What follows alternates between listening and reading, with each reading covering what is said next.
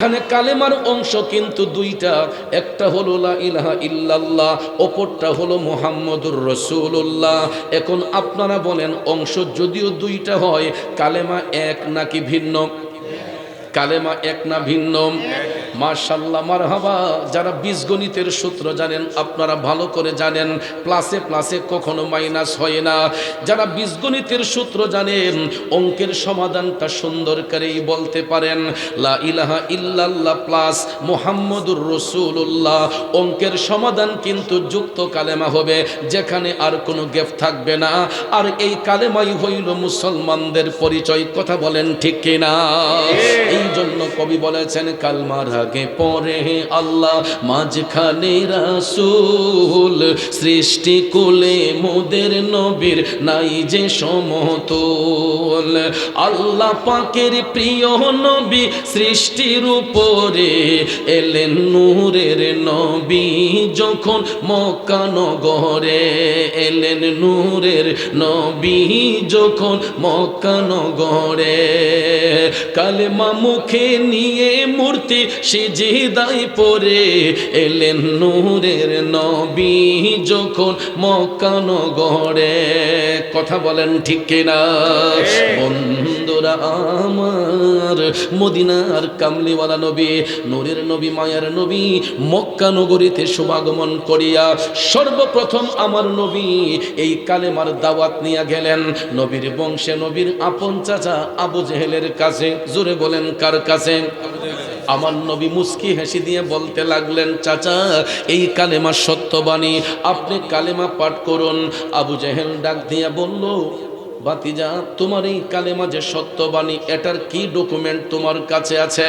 আমার নবী মুস্কি হেসে দিয়ে বললেন, চাচা এই সত্য কালেমার কোন ডকুমেন্ট আপনার দরকার?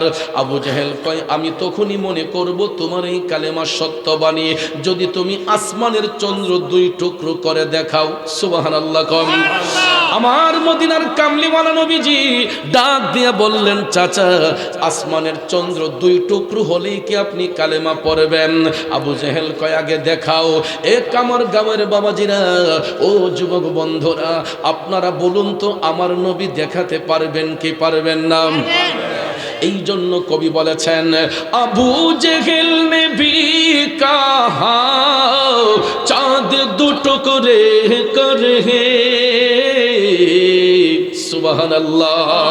আবু জেহেল বলার সাথে সাথে গো, আমার মদিনার কামলিওয়ালা নবী, মায়ার নবী, দয়ার নবী জাবালে আবু কুবাইস পাহাড়ের মধ্যে দাঁড়াইয়া হাত মুবারক উঠাইয়া আঙ্গুল মুবারক দিয়া চাঁদের দিকে ইশারা করলেন। সুবহানাল্লাহ। কল ওহ বিকরকে দেখায়া হে ও নবী হামারা হে, जिसका कोई सानी नहीं वो नबी हमारा है, मुस्तफ़ा की अज़मत क्या हद है ना किनारा है। একটা জবানও বন্ধ রাখবেন না, চিৎকার মেরে বলি ইয়া রাসূলুল্লাহ। বন্ধু,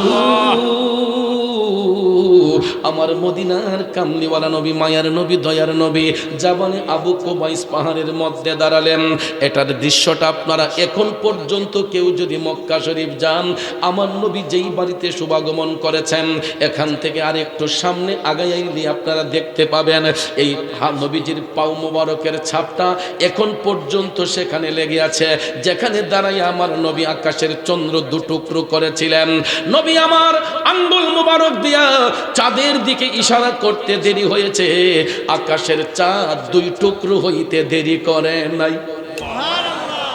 সয়তি শাজারু নাতাকাল হাজারু শাক্কাল কমারু বিইশারাতিহি, আল্লাহু আল্লাহু আল্লাহু আল্লাহ আল্লাহু আল্লাহু আল্লাহু আল্লাহ। কষ্ট হচ্ছে আমার বাজানরা। গভীর মনোযোগ, আমার মদিনার কামলিওয়ালা নবীজি জাবালে আবু কুবাইস পাহাড়ের মধ্যে দাঁড়াইয়া হাত মুবারক ইশারা করে চাঁদের দিকে ইশারা করলেন। আকাশের চন্দ্র দুই টুকরো হয়ে গেছে। আবু জেহেল দেখছে কিনা? কথা কোন দেখছে কিনা? আমার নবীর এই জ্বলন্ত মুজিজা মোবারক প্রকাশ হলো। নবীজি মুস্কি হেসে বললেন, চাচা এবার বলুন কালেমা পড়বেননি? বেঈমান আবু জেহেল তখন আমার নবীজির অন্তর মোবারককে কষ্ট দিয়ে বলতে লাগলো, ভাতিজা তুমি আর কত জাদুগিরি করবা? আরো জোরে কন। আপনারা কি মনে করেন আমার নবী জাদুঘর? বেঈমান আবু জেহেল যখন রাসূলকে জাদু করে বলল, আমার নবীর অন্তর মুবারকে কষ্ট হয়ে গেছে। নবীজির চোখের পানি মুবারক টপ টপ করে ঝরতে লাগলো। আমার আল্লাহ তাআলা কুদরতের নজর দিয়া তাকাইয়া দেখতেছেন, আপন হাবিবের চোখের পানি মুবারক টপ টপ করে পড়তেছে। ওরে উসমানীনগর থানার বাবাজিরা গো, ও কামরগাঁওয়ের বন্ধুরা, আমার আল্লাহ আপন হাবিবের সামান্যতম কষ্ট সহ্য করতে পারেন না। আল্লাহ তাআলা ডাক দিয়া কই, ও জিবরাইল,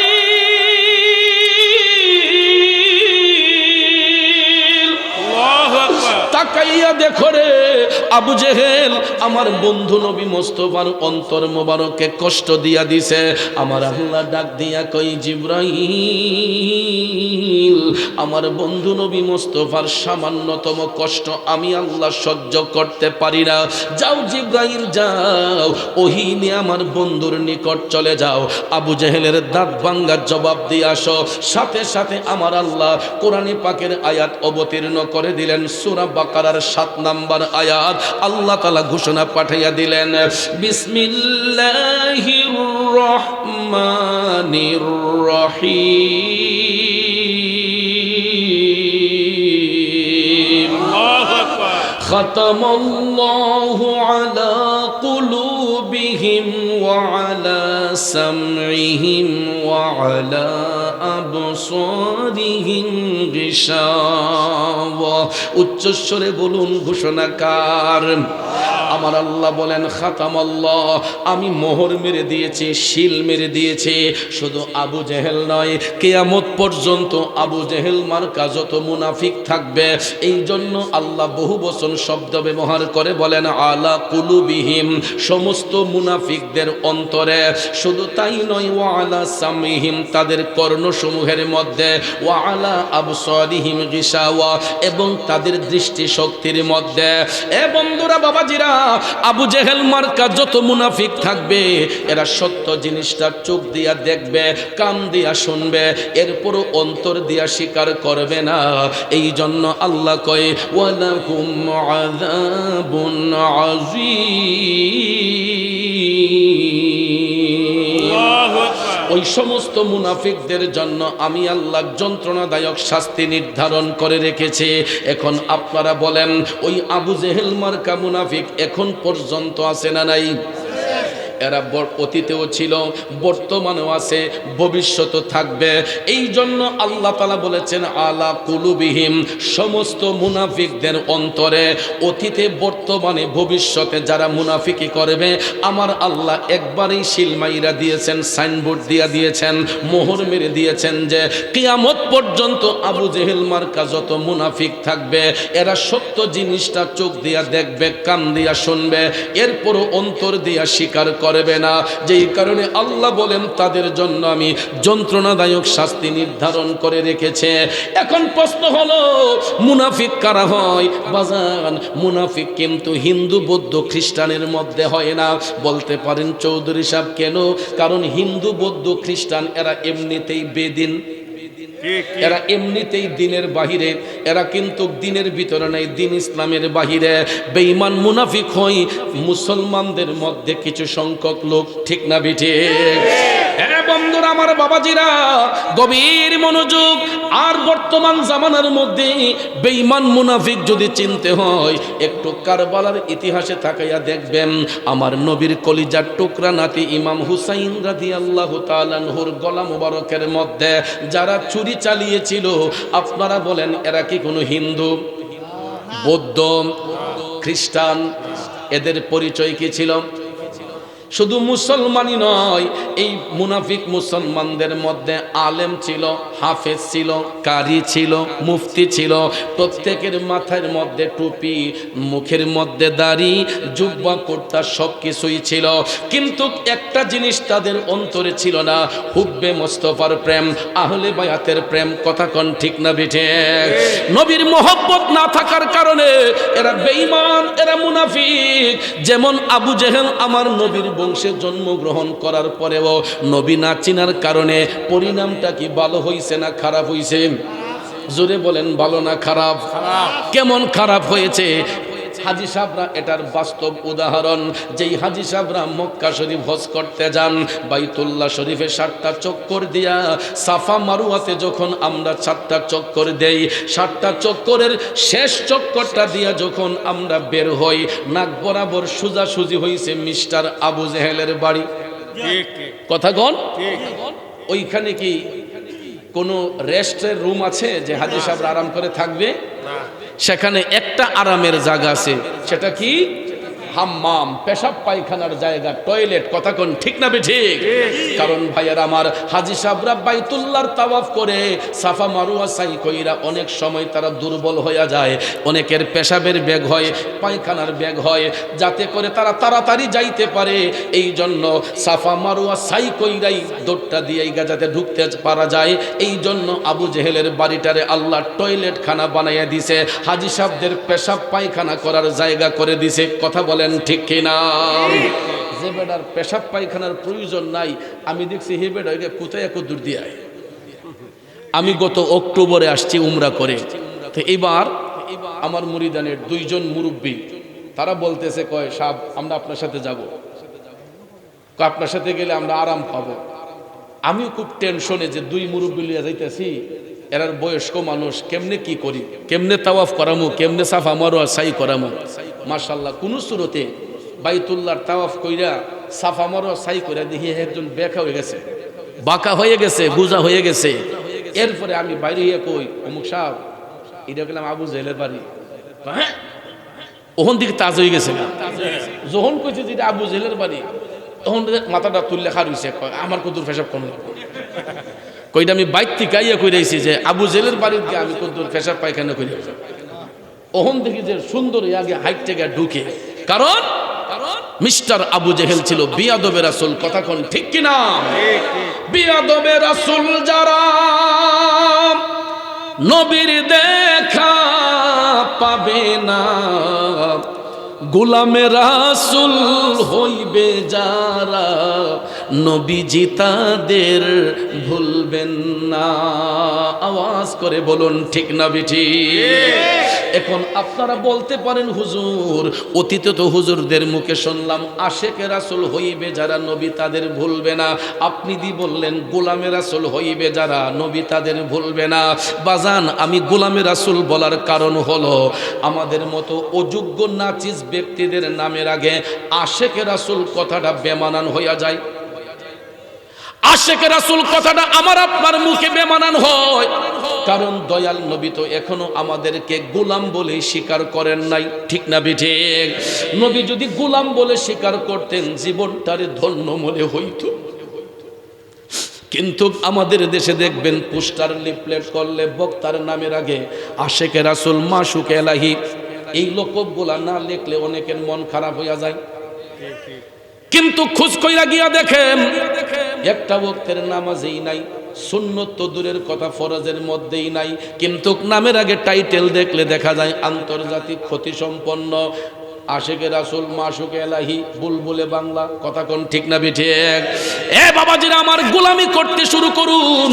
নবীর গোলামি করতে করতে অটোমেটিকলি একদিন আশেকের খাতায় নাম আসবে। কারণ আশেকে রাসূল এটা মুখের কথা নয়। আশেকে রাসূল যদি বলতে হয়, আশেক ছিলেন আমার নবীর একজন প্রেমিক, যেই লোকটা জীবনে কোনোদিন আমার নবীর সাথে সরাসরি সাক্ষাৎ হয় নাই, অন্তরে নবীর ভালোবাসা ছিল গো। অন্তরে নবীর সঙ্গে প্রেমের কানেকশন ফিট করেছে, ওই আশেকের নামটা জানার আগ্রহ আছে না নাই? ও আশিকুন কা এসা বনে হযরত ওয়াইসুল করনি বনে, হযরত ওয়াইসুল করনি বনে। ঠিক না বেঠিক? ওয়াইসাল কারনীর নামটা অবশ্যই আপনারা শুনেছেন। এ বন্ধুরা আমার, বাবাজিরা, উহুদের ময়দানে আমার নবীজি যখন উহুদের যুদ্ধে অংশগ্রহণ করেছিলেন, রুমা পাহাড়ের অপোজিটের পাহাড়টাই হলো উহুদের পাহাড়, রুমা পাহাড়ের অপোজিটের পাহাড়টাই হলো উহুদের পাহাড়। আমার নবীজি যখন ওই যুদ্ধে নেতৃত্ব দিয়েছিলেন, হঠাৎ করে দেখা যায় কাফেরদের পক্ষ থেকে যখন পাথর মারা শুরু হলো, হঠাৎ একটা পাথর আইসা গো আমার নবীজির দাঁত মুবারকের মধ্যে লাইগা নবীজির দাঁত মুবারকটা পড়ে গেছে, রক্ত মুবারকটা টপ টপ করে ঝরতে লাগলো। বন্ধুরা আমার, বাবাজিরা রে, আমার নবীজির রক্ত মুবারক ঝরলো। তখন আমার নবী উহুদের পাহাড়ের পাশে একটা জায়গার মধ্যে গিয়ে বসেছিলেন। আমি 2017 সালে যখন উমরাতে প্রথম গিয়েছিলাম, তখন আমি নিজের চোখে ওই জায়গাটা দেখছি। এখনো নবীর হাত মোবারকের ছাপ, পাও মোবারকের ছাপ আছে, কিন্তু বর্তমানে এবার গিয়া দেখি, আমি তো প্রতি বছরই যাই, এর পরের বছরই যাইয়া দেখি আরবের সরকার ওই জায়গাটা সিমেন্ট দিয়া বন্ধ করে দিছে, কারণ হাজি সাহেবরা গিয়া সেখানে ভিড় করে, এই জন্য ভাইয়ের আমার ওই জায়গাটাকে বন্ধ করে দেয়া হয়েছে। কিন্তু আমার নবীজির দাঁত মুবারক শাহাদাত বরণ করার পরে নবীজির রক্ত মুবারক যখন জর্জর করে পড়ছিল, আমার নবী সেখানে যাইয়া অবস্থান করেছিলেন। কিন্তু আমার বাবাজিরা, আপনারা বলেন তো, তখন কি কোনো মোবাইল ফোন ছিল? ছিল? ইন্টারনেট ছিল? টিএনটি লাইন ছিল? গুগল সফটওয়্যার ছিল? কোন সফটওয়্যারের আবিষ্কার তখন হয় নাই। এরে কামার গ্রামের বাবাজিরা, গুগল সফটওয়্যার বলেন, ইন্টারনেট বলেন, WhatsApp, Imo, messenger, Viber, TNT line কিছুই তখন সৃষ্টি হয় নাই, আবিষ্কার হয় নাই। কিন্তু আমার আল্লাহ তখনও একটা সফটওয়্যার সৃষ্টি কইরা দিয়েছিলেন। ওই সফটওয়্যারটা আমার আল্লাহ সৃষ্টি কইরা ফিট করে দিয়েছেন প্রত্যেকটা আদম সন্তানদের বাম স্তনের 2 আঙ্গুল নিচে। এই সফটওয়্যারটার নাম হচ্ছে লাতিফায়ে কালব। নাম কি? বাম স্তনের 2 আঙ্গুল নিচে একটা সফটওয়্যার আছে বাজান, এটারে বলা হয় লতিফায়ে কালব। এটা জন্মের পরে আয়নার মতো পরিষ্কার থাকে, কিন্তু 12 বছর ওভার হয়ে গেলে, নারী পুরুষ যখন 12 বছর ওভার হয়ে যায়, আমাদের 3 ধরনের নফসানিয়ত আছে। একটা নফসের নাম হচ্ছে নফসে আম্মারা, নফসে মুতমাইন্না, নফসে লাওয়ামা। এই 3 ধরনের নফসের থেকে কঠিনতম একটা নফসের নাম হচ্ছে নফসে আম্মারা।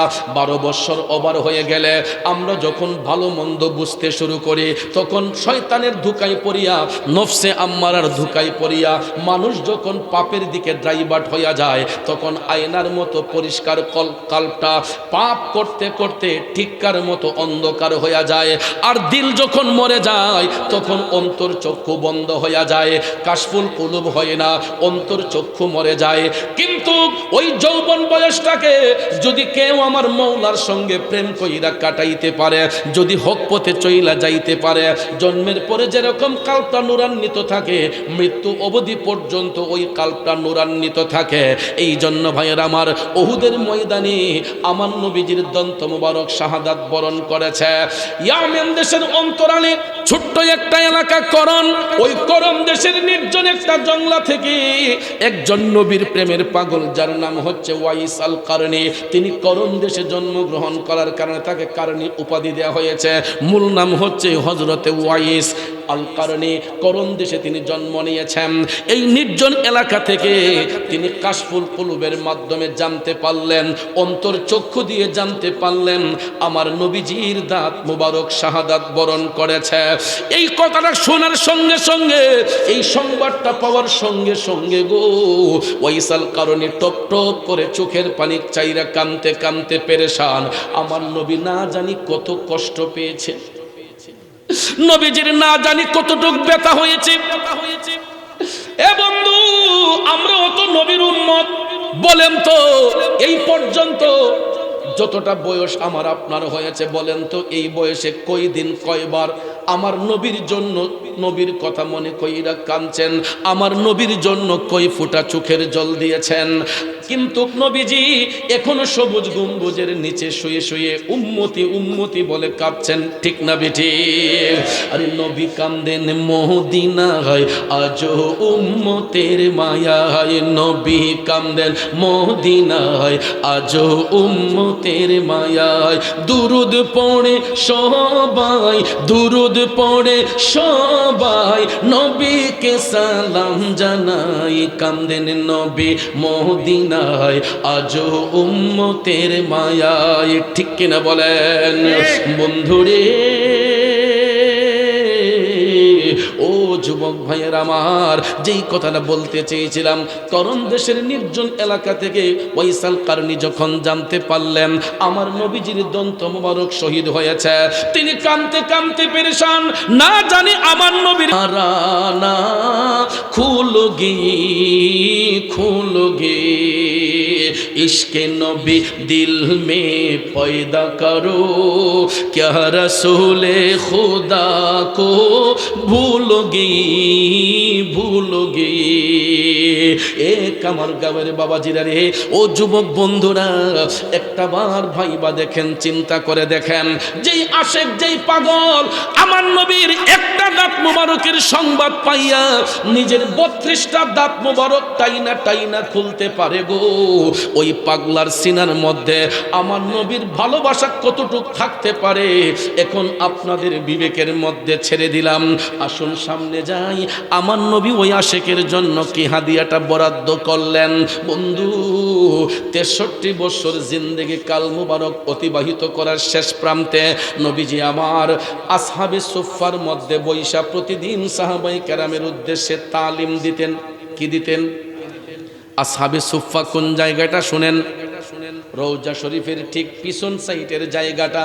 আমরা যখন রিয়াজুল জান্নাতে নামাজ পড়তে যাই, হাজী সাহেবরা বলতে পারবেন, রিয়াজুল জান্নাতে ঢুকার পরেই দেখবেন, ঢুকতে গিয়ে হাতের বাম পাশে দেখবেন একটু উঁচু জায়গা, আর না হলে রিয়াজুল জান্নাতের সামনে গিয়া পিছনের বাম পাশের যে উঁচু জায়গাটা, এই জায়গাটাই হইল আসহাবে সুফফা।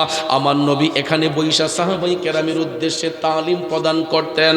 প্রতিদিন আমার নবীজি সাহাবায়ে কেরামকে দিক নির্দেশনা দিতেন, তালিম প্রদান করতেন। হঠাৎ একদিন মাজলিসের মধ্যে হযরতে ওমর রাদিয়াল্লাহু তাআলা আনহু, বেলায়েতের বাদশা হযরতে মুশকিল কুশা মাওলানা আলী রাদিয়াল্লাহু তাআলা আনহু সহ অন্যান্য সাহাবায়ে কেরাম মাজলিসের মধ্যে বসা। হযরতে ওমর রাদিয়াল্লাহু তাআলা আনহু দেখতেছেন আমার নবীর শরীর মুবারকের জুব্বা মুবারক খানা নূরে ঝলঝল করতেছে। সুবহানাল্লাহ। আপনারা বলেন পৃথিবীর মধ্যে এর চাইতে দামি পোশাক আর আসেনি? থাকতে পারেনি। কারণ পৃথিবীর সবচাইতে দামি পোশাক হলো আমার নূর নবীজির পোশাক মুবারক। কথা কোন ঠিক কিনা বন্ধু? হযরতে ওমর রাদিয়াল্লাহু তাআলা আনহু যখন দেখলেন নবীজির জুব্বা মুবারক খানা নূরে ঝলঝল করতেছে, তিনি আমার নবীর কদম মুবারকে দাঁড়াইয়া সালাম দিলেন, আসসালাতু আসসালামু আলাইকা ইয়া রাসূলুল্লাহ। নবী গো, আমি ওমর আপনার কদমে একখানা আরজি পেশ করতে চাই। আমার নবী মুস্কি হাসলেন, ওমর কি বলবা? হযরতে ওমর ডাক দিলেন, নবী গো, আপনার নুরানি জুব্বা মুবারক খানা নূরে ঝলঝল করতেছে, আমি গোলাম আপনার কদমে জানতে চাই নবী গো, আপনার যেই দিন বেসাল হবে, আপনার যেদিন ইন্তেকাল মুবারক হবে, নবী গো, আপনার এই জুব্বাখানা আমরা কি করব? কারণ এই জুব্বা নিয়ে তো অনেকেই টানাটানি করবে, ঠিক না বেঠিক?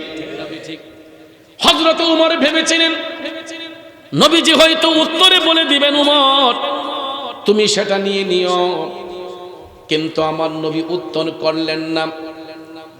একই প্রশ্ন করার জন্য দাঁড়িয়ে গেলেন হযরতে শেরে খোদা মাওলানা আলী। হযরত আলী দাঁড়াইয়া নবীর সালাম দিলেন, নবী গো, আমি আলীও জানতে চাই আপনার এই নুরানি জুব্বা মুবারক খানা আমরা কি করব? আমার নবী উত্তর করেন না। একটু পরে লক্ষ্য করে দেখা যায় নবীজির চোখের পানি মুবারক টপ টপ করে ঝরতে লাগলো। আমার নবী কান্দে। হযরতে ওমর ডাক দিয়া বললেন, নবী গো, আমরা গোলামরা কি কোনো কষ্ট আপনারে দিছি? আমার নবী ডাক দিয়া বলে, না ওমর না, তোমরা কখনো আমি রাসূলকে কষ্ট দিতে পারো না। সাহাবায়ে কেরাম ডাক দিয়া বললেন, নবী গো, তাইলে আপনি এইভাবে তো কোনোদিন কান্না করতে দেখি নাই গো নবী, আপনি এই রকম ভাবে কান্না করতেছেন কেন? তখন আমার নবী ডাক দিয়া কয়, ওমর, ও আমার আলী, শুনো রে, আমি এই মুহূর্তে আমার একটা পাগলার কথা স্মরণ কইরা কাঁদতেছি। হযরতে ওমর ডাক দিয়ে বলে, নবী গো, কে সেই ভাগ্যবান পাগল যার জন্য দিনের নবী চোখের পানি ছাইরা কান্দে? নবী গো, এই ভাগ্যবান লোকটাকে যার জন্য দিনের নবী চোখের পানি ছেড়ে কান্দে? আমার কামলিওয়ালা নবীজি। আপনাদের এখানে কোনো সমস্যা আছে? আমার মদিনার কামলিওয়ালা নবীজি তখন ডাক দিয়া বললেন, ওমর, আমি যার জন্য কাঁদতেছি আমার এই পাগলার নাম হচ্ছে ওয়াইস। নাম কি? ওয়াইস। আমার এই পাগলার নাম হলো ওয়াইস। সাহাবায়ে কেরাম বললেন, নবী গো, ওনাকে তো কোনোদিন দেখি নাই। আমার নবী বলতেছেন, আমার সাথে কোনোদিন তার সরাসরি দেখা হয় নাই। তাইলে নবী গো, উনি কোথায় থাকে? আমার নবী বললেন, ইয়ামেন দেশের অন্তরালে নির্জন একটা এলাকার নাম হচ্ছে করন। এই করন দেশের মধ্যে আমার পাগল ওয়াইস বাস করতেছে।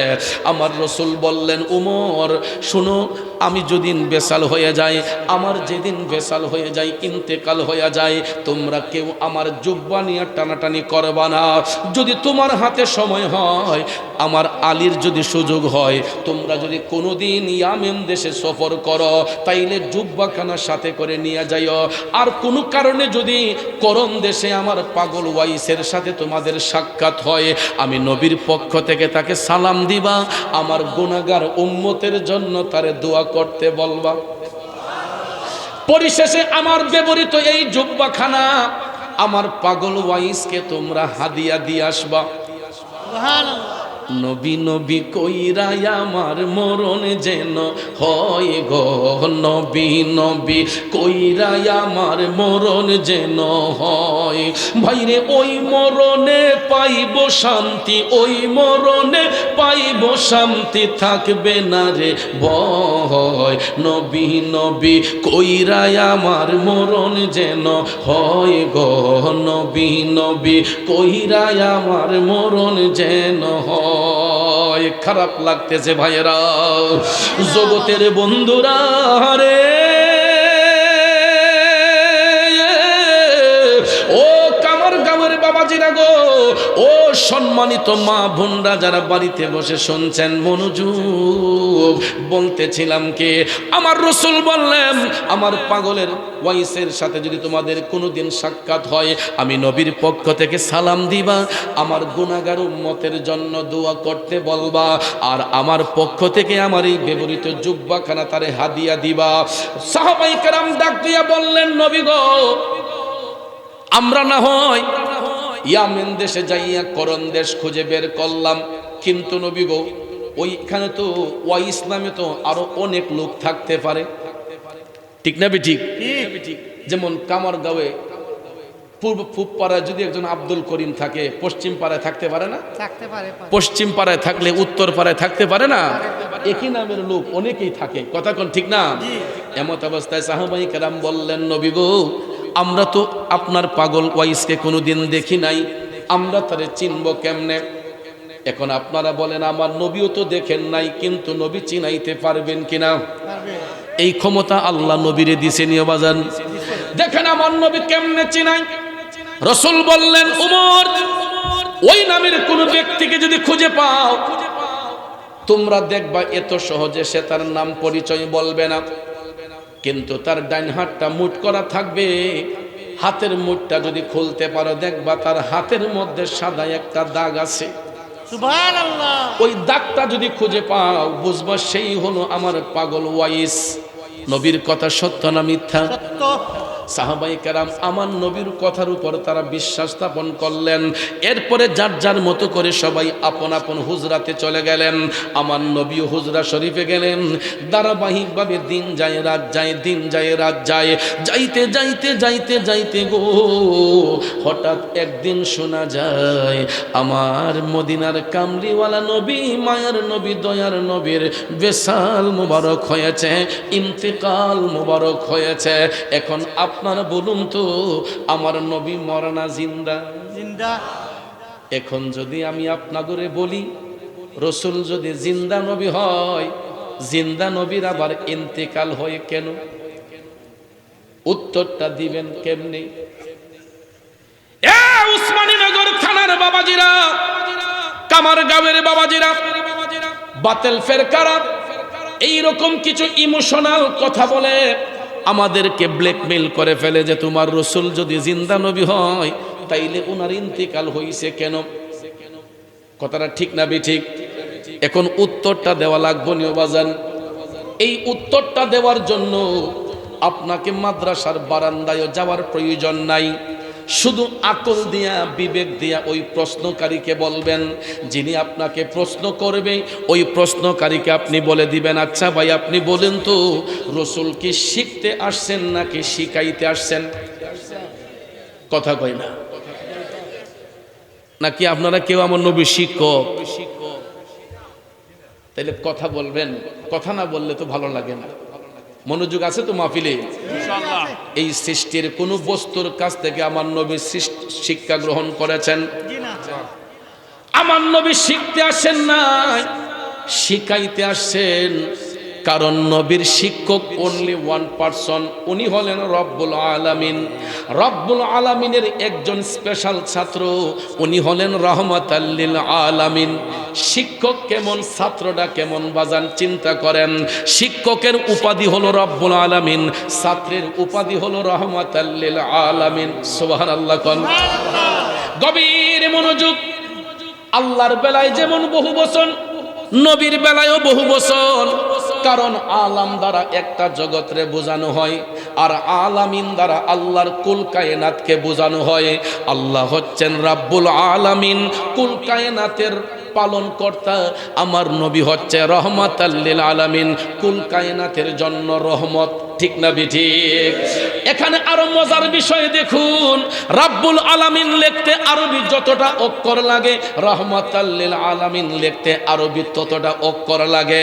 মক্কাতুল মুকাররমা লিখতে আরবি যতটা অক্ষর লাগে, মদিনাতুল মুনাওয়ারা লিখতে আরবি ততটা অক্ষর লাগে। লা ইলাহা ইল্লাল্লাহ কালেমা লিখতে যতটা অক্ষর লাগে, মুহাম্মদুর রাসূলুল্লাহ লিখতে আরবি ততটা অক্ষর লাগে। মসজিদ লিখতে আরবি যতটা অক্ষর লাগে, মাদ্রাসা লিখতে আরবি ততটা অক্ষর লাগে। নামের সাথে নাম মিলাইয়া আপন হাবিবরে ইজ্জত দিছেন কে? এই জন্য কবি কয় রাসূল আমরা তোমায় না চিনিলে তোমার কি আসে যায়, মোরা তোমায় না চিনিলে তোমার কি আসে যায়। দোনো জাহান নবীজির নূরে কদমে ঝুকায়, দোনো জাহান নবীজির নূরে কদমে ঝুকায়। ঠিক কিনা কর? দুনিয়ার মোল্লা মুন্সিরা নবীর ইজ্জত দিলে কি না দিলে কি? আমার আল্লাহ কয় ওয়ারাফানা লাকা যিকরাক, ওগো হাবিব আপনার ইজ্জত, আপনার প্রশংসা আমি আল্লাহ বাড়াইয়া দিছি। কথা কোন ঠিক না বিঠিক? আর কেমন পরিমাণ আল্লাহ বাড়াইলেন এই বিষয়ে আমার আলা হযরত লিখেছেন, আসমানো হি উপর সব নবী রহ গে, আসমানো হি উপর সব নবী রহ গে, अरशो आज़म पे पहुँचा हमारा नबी, सबसे औला आला हमारा नबी, सबसे बाला आला हमारा नबी। খারাপ লাগতেছে বাজান? মাঝে মাঝে শান কইলে কি কষ্ট হয়? কারণ ভাত খাইলে, ফল খাইলে পেটের ক্ষুধা নিবারণ হয়, আর আল্লাহ নবীর শান গাইলে আশেকদের রুহের ক্ষুধা নিবারণ হয়। সবাই আমরা পেটের ক্ষুধা নিবারণ করে আসছি, এই জন্য রুহের ক্ষুধা দেওয়ার জন্য মাঝে মাঝে একটু আল্লাহ নবীর শান গাই। কষ্ট হয় আপনাদের? আমার আল্লাহ হযরত লিখেন 1,24,000 মতান্তরে 2,24,000 নবী পয়গাম্বর আল্লাহ তাআলা পৃথিবীতে পাঠিয়েছেন, কিন্তু সমস্ত নবীগণের দৌড় হচ্ছে 7 আসমান পর্যন্ত। 7 আসমানের উপরে ওঠার কোনো পারমিশন অন্য কোনো নবীকে দেওয়া হয় নাই, উইদাউট আওয়ার প্রফেট মুহাম্মদুর রাসূলুল্লাহ সাল্লাল্লাহু আলাইহি ওয়াসাল্লাম। সুবহানাল্লাহ। সমস্ত নবীগণের কাঁধের মধ্যে জিনার কদম মোবারক, তিনি হলেন রহমাতাল লিল আলামিন। ওই নবীর মকাম কোথায়? আরশ আযম পে পৌঁছা হামারা নবী। আরশ মুআল্লা পাড়ি দিয়া এমন একটা জায়গায় আল্লাহ হাবিবকে নিয়েছেন, যেই জায়গাটার নাম হচ্ছে লামকান, শেষ স্থান, যার পরে আর কোনো জায়গা নাই। আল্লাহ সেই জায়গার মধ্যে নিয়ে হাবিবের সঙ্গে কথা বলেছেন, দিদার করেছেন। আর আল্লাহর কুদরতি কালামে যত আশ্চর্যান্বিত বিষয় ছিল সব কিছু হাবিবরে শিখাইয়া বুঝাইয়া জানাইয়া জগৎবাসীরে শিক্ষা দেওয়ার জন্য নূরের নবীরে আল্লাহ দুনিয়াতে পাঠাইছেন। ঠিক কিনা কোন? এই জন্য দুনিয়ার কোন ব্যক্তির কাছ থেকে আমার নবী শিক্ষা নেন নাই। আমার নবীর শিক্ষক হলেন শুধু রাব্বুল আলামিন। রাব্বুল আলামিনের স্পেশাল ছাত্র হলেন রহমাতাল লিল আলামিন। এই জন্য আমি অধম গুনাহগারও লিখেছি। কষ্ট হবে আপনাদের? কুল কায়নাতেরি মাঝে মোদের নবী রহমত, পবিত্র কোরআনের মাঝে বলে দিলেন আল্লাহ পাকে রহমাতাল লিল আলামিন। নূর নবীজির এজাজত, রহমাতাল লিল আলামিন, নূর নবীজির এজাজত। কুল কায়নাতেরি মাঝে মোদের নবী রহমত, শ্রেষ্ঠ নিয়ামতের মাঝে শ্রেষ্ঠ নবী মুহাম্মদ। কুল কায়নাতের মাঝে মোদের নবী রহমত। ঠিক কিনা বলেন? বন্ধুরে বন্ধু, যেই কথাটা বলতে চেয়েছিলাম, আমার নবী শিখাইতে আসছেন কুল্লু নাফসিন যায়িকাতুল মাউত, প্রত্যেক আত্মাকেই মৃত্যুর স্বাদ গ্রহণ করতে হয়। একমাত্র ওই জিনিসটা শিখাইবার জন্য, বুঝাইবার জন্য আমার নবীর ইন্তেকাল মোবারক হয়েছে, বেসাল হয়েছে। এখন ডিস্টেন্সটা কোথায়? ডিস্টেন্সটা হলো, পার্থক্যটা হলো, আমি আপনি মারা যাবার পরে মসজিদের মাইকে এলান হয়, জানাজার সময় নির্ধারণ করা হয়, জানাজার মাঠে মৃত ব্যক্তিকে নেওয়া হয়, মুসল্লিদের অংশগ্রহণে ইমামতির মাধ্যমে জানাজার নামাজ আদায় কইরা ওই মুর্দাকে কবরস্থ করা হয়। ঠিক। আমার নবী যদি মরা নবী হইতেন, নবীরও তো জানাজা হওয়ার কথা ছিল। নীল আকাশের নিচে সহি সনদে একটা দলিল দিয়া যদি কোনো মৌলবী সাহেব প্রমাণ করতে পারে যে নবীর ইন্তেকালের পরে জানাজার নামাজ পড়াইছেন অমুক ইমাম সাহেব, আমি মোরাদ চৌধুরী 20 লক্ষ টাকা আমার সামর্থ্য অনুসারে একটা চ্যালেঞ্জ করলাম বাজান। কারণ আমি শুধু মানুষ হইয়া এই কথা কেন বলছি জানেন নে? আমার 20 পয়সাও দিতে হবে না, পৃথিবীর কোনো মৌলবী সাহেব একটা দলিলও দিতে পারবে না। কারণ আমার নবীর জানাজার নামাজ পড়াইবার মতো যোগ্যতা সম্পন্ন ইমাম এই পৃথিবীর বুকে আমার আল্লাহ অন্য আরেকজন সৃষ্টি করে নাই। ঠিক না বেঠে? কারণ রসুল হচ্ছেন বেনজির বেমিসাল। আমার নবীর সঙ্গে সৃষ্টির কোনো বস্তুর তুলনা হয় না, হতে পারে না। এই জন্য রসুল হায়াতুন নবী, জিন্দা নবী। শুধু আমাদের নবী নয়, আল আম্বিয়াউ আহিয়াউন, সমস্ত নবীগণ জিন্দা ফি কুবুরিহিম, আপন আপন রওজা শরীফের মধ্যে। এখানে মুজারের সেগা ইউসাল্লুন।